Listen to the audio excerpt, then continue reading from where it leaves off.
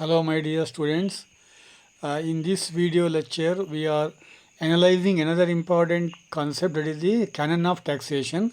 Last class I am already mentioned the various canon of taxation advocated by Adam Smith.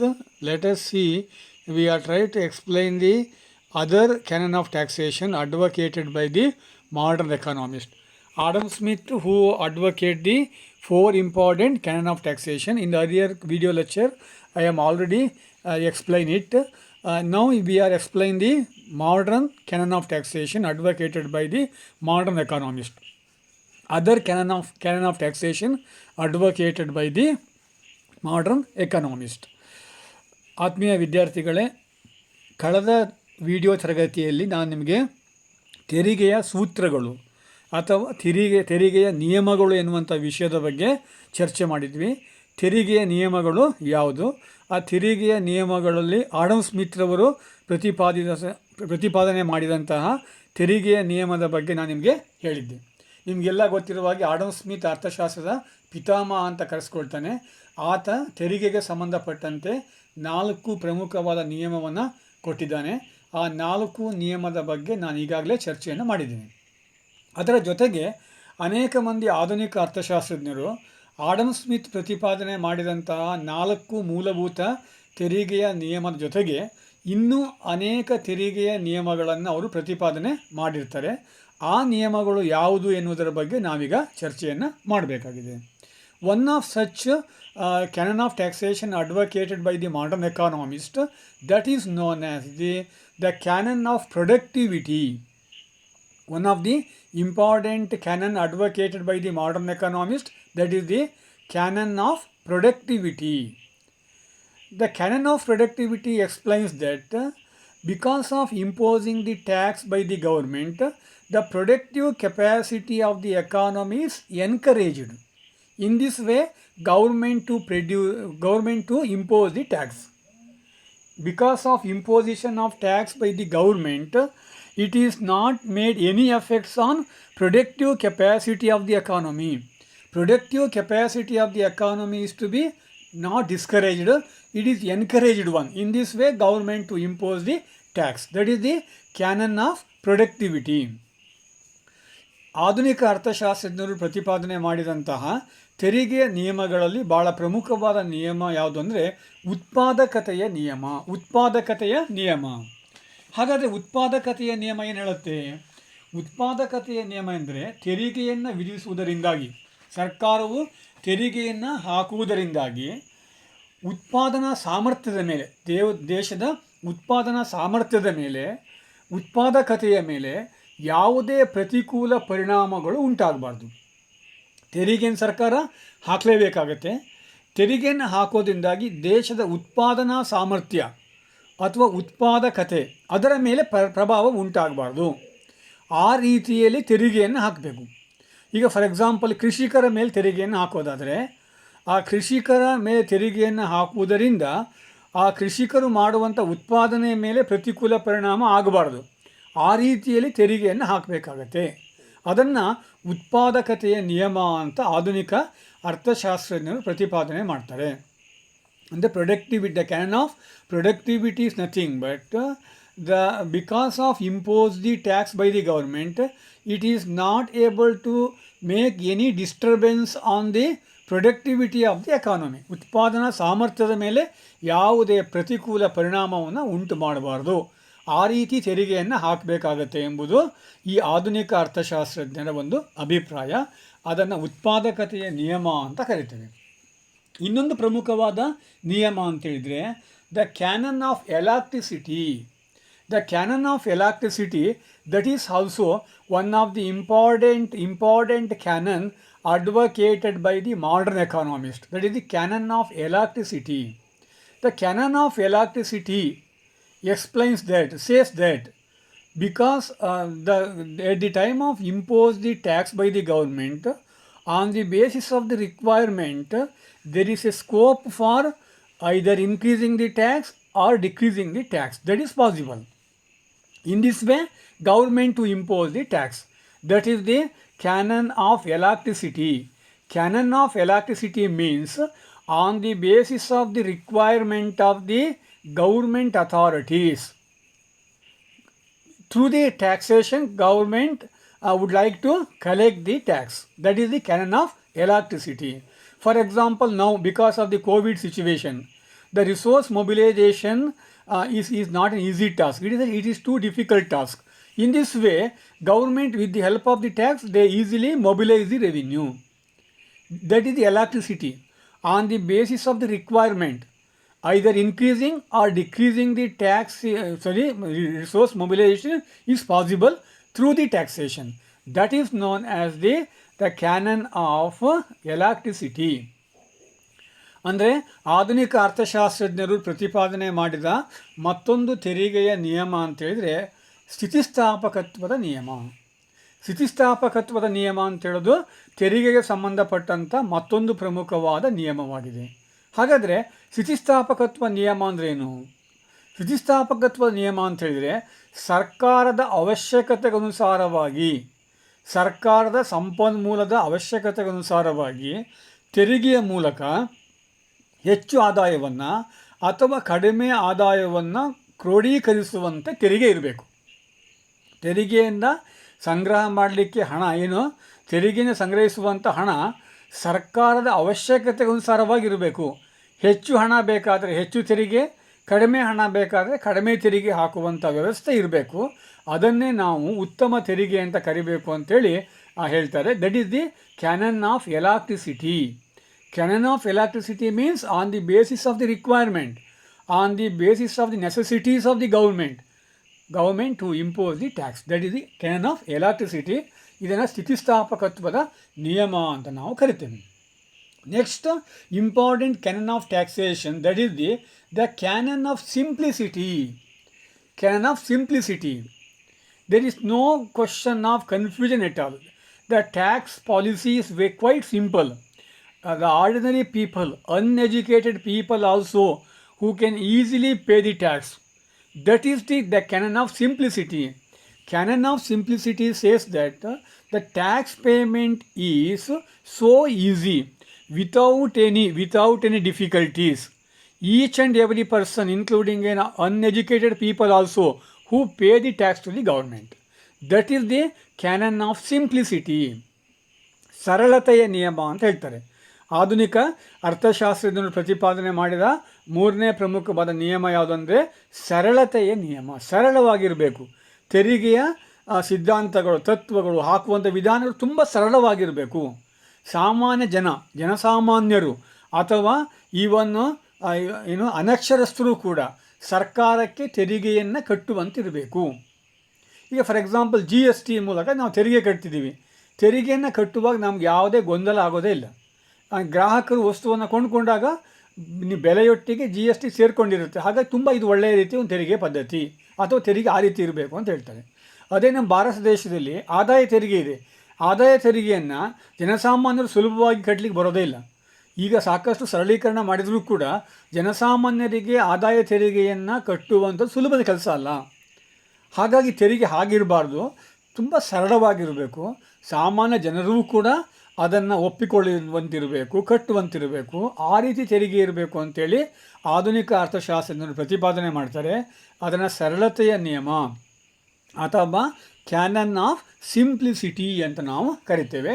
That is also one of the important canon. The next important canon of taxation, that is the canon of diversity. Canon of diversity. Canon of diversity means because of mobilizing the revenue, government to impose the different types of tax, not a particular type of tax. Through the different types of tax imposed by the government try to mobilize the revenue.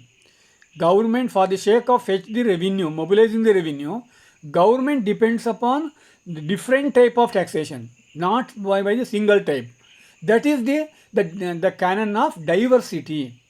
Through the diversity taxation system, government easily mobilizing the revenue. For example, now in India we have the direct tax, indirect tax. In the direct tax we have different varieties. In the indirect tax we have also different varieties.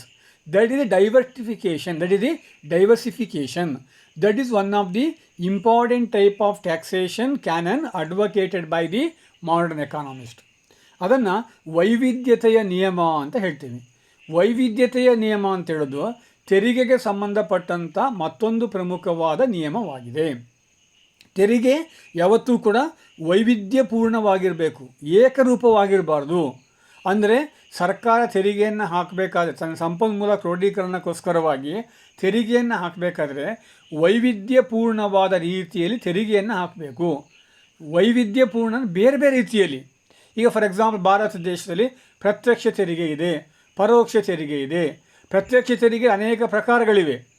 ಈಗ ಹಾಗೆ ಆದಾಯ ತೆರಿಗೆ, corporate tax, ಸಂಪತ್ತಿನ ತೆರಿಗೆ ಇವೆಲ್ಲವೂ ಕೂಡ ಪ್ರತ್ಯಕ್ಷ ತೆರಿಗೆ ಆಗಿರ್ತವೆ. ಅದೇ ರೀತಿ ಪರೋಕ್ಷ ತೆರಿಗೆಯಲ್ಲೂ ಕೂಡ ಅನೇಕ ವಿಧಗಳಿರ್ತವೆ. ಅಂದರೆ ಬೇರೆ ಬೇರೆ ವಿಧಾನದ ತೆರಿಗೆಯನ್ನು ಹಾಕುವ ಮೂಲಕ, ಬೇರೆ ಬೇರೆ ವಿಧಾನಗಳಿಂದ ತೆರಿಗೆಯನ್ನು ಹಾಕುವ ಮೂಲಕ ಸರ್ಕಾರ ತನಗೆ ಬೇಕಾದ ಆದಾಯವನ್ನು ಕ್ರೋಢೀಕರಿಸ್ಕೊಳ್ಬೇಕು.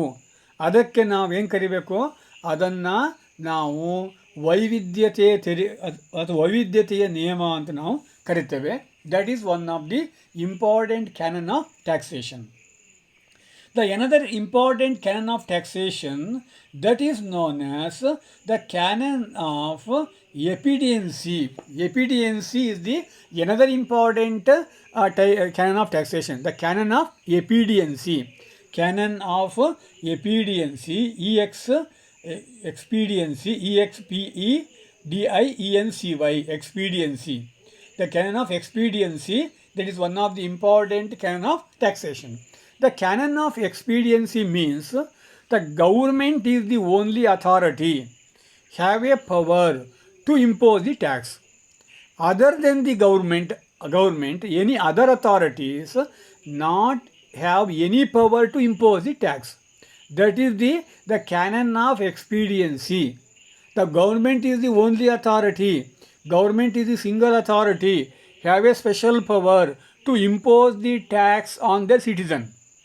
Other than the government, any other authorities, they have no power to impose the tax. That is the canon of expediency. That is the government is the supreme authority. He is the only authority have a power to impose the tax. That is the one of the important canon advocated by the modern economist.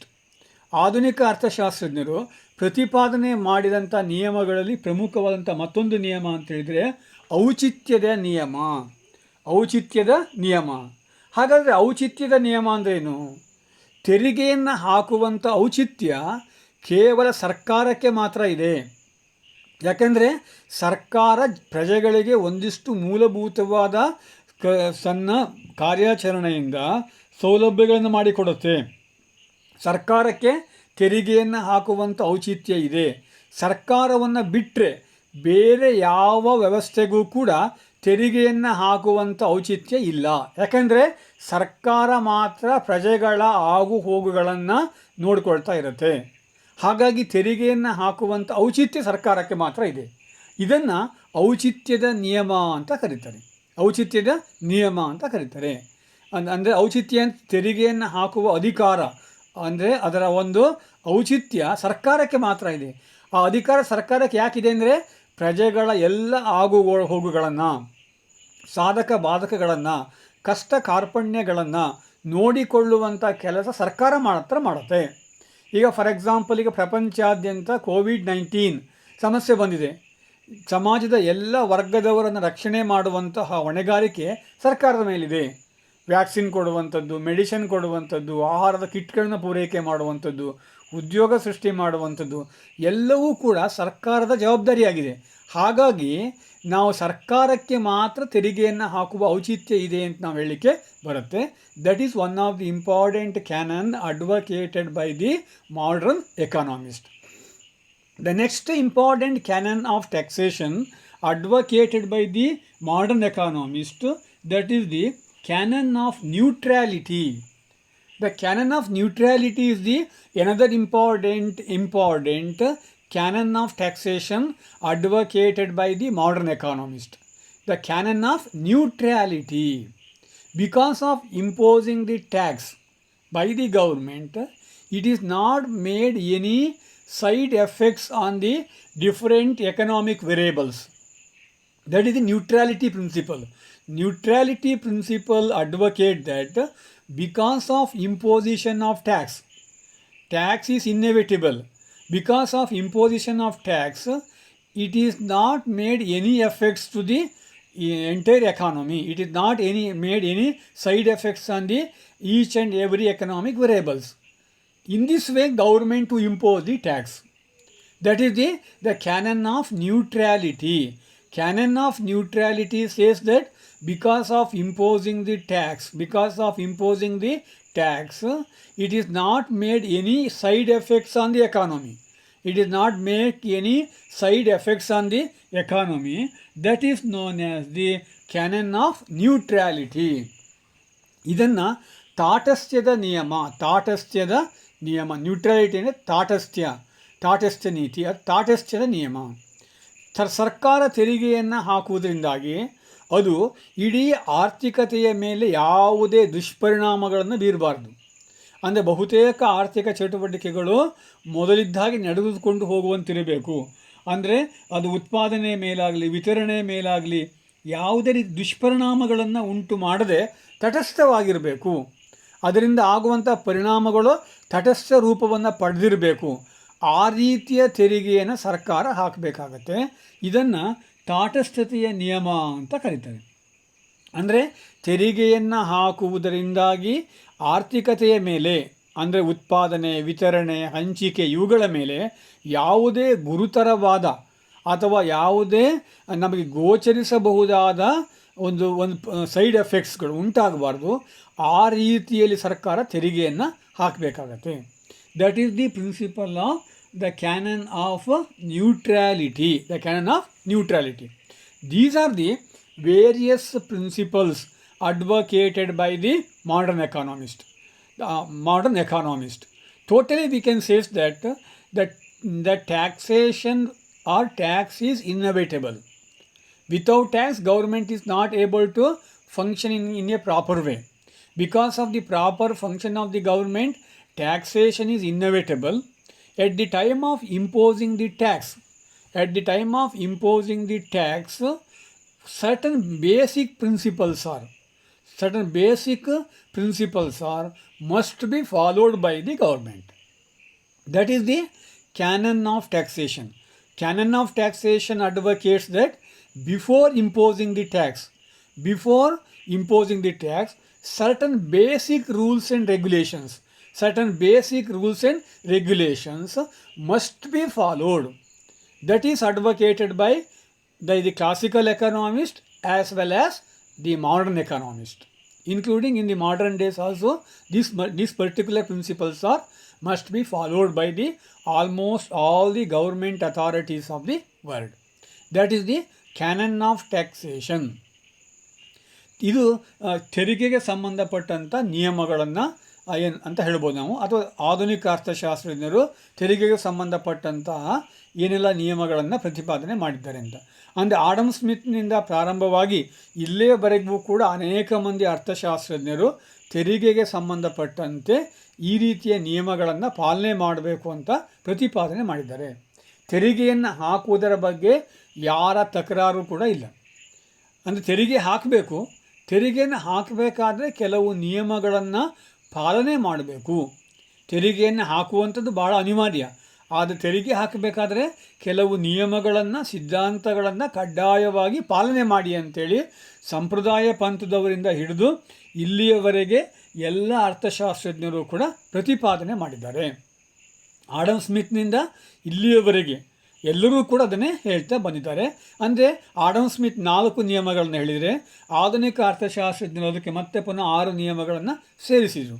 ಇವೆಲ್ಲದಕ್ಕಿಂತ ಮುಖ್ಯವಾಗಿ ನಾವು ಗಮನಿಸಬೇಕಾದ ಪ್ರಮುಖ ಅಂಶ ಅಂದರೆ ಭಾರತದ ಖ್ಯಾತ ಅರ್ಥಶಾಸ್ತ್ರಜ್ಞರಾದಂತಹ ಕೌಟಿಲ್ಯ ಏನು ಹೇಳ್ತಾನೆ, ತೆರಿಗೆಯನ್ನು ಹಾಕಬೇಕಾದ್ರೆ ಜೇನು ಮಕರಂದವನ್ನು ಹೀರುವಂತಿರಬೇಕು ಅಂತ ಹೇಳುವ ಅಂಶ ನಮ್ಮ ಮನಸ್ಸಿನಲ್ಲಿರಬೇಕು. ಸರ್ಕಾರ ನಡೆಸುವವರಿಗೆ ಇದು ಬಹಳ ಪ್ರಮುಖವಾಗಿ ಗಮನಿಸಬೇಕಾದ ಅಂಶ. ಜೇನುನೊಣ ಹೇಗೆ ಮಕರಂದವನ್ನು ಈ ಒಂದು ಹೂವಿನಿಂದ ಪರಾಗದಿಂದ ಅದು ಸಂಗ್ರಹ ಮಾಡುತ್ತೆ, ಆ ರೀತಿಯಲ್ಲಿ ಇರಬೇಕು. ಹೂವಿಗೂ ತೊಂದರೆ ಆಗೋದಿಲ್ಲ, ಜೊತೆಗೆ ಜೇನು ಕೂಡ ಸಂಗ್ರಹವಾಗುತ್ತೆ. ಈ ರೀತಿಯಲ್ಲಿ ಸರ್ಕಾರ ತೆರಿಗೆ ಹಾಕಬೇಕು ಎನ್ನುವಂಥ ಕೌಟಿಲ್ಯನ ವಾದ ಇದೆಯಲ್ಲ, ಅದು ಇವತ್ತಿಗೂ ಕೂಡ ತುಂಬ ಅರ್ಥಪೂರ್ಣವಾಗಿದೆ ಅಂತ ನಾವು ಹೇಳಲಿಕ್ಕೆ ಬರುತ್ತೆ. ಇದರ ಬಗ್ಗೆ ನಿಮಗೆ 15 ಮಾರ್ಕ್ ಕ್ವಶನನ್ನು ಕೇಳ್ತಾರೆ. ಇದಕ್ಕೆ ಇಷ್ಟನ್ನು ನೀವು ಬರೀಬೇಕಾಗುತ್ತೆ. That is about the canon of taxation. In the next class, we are discussing another important topic in connection with the public economics. Thank you.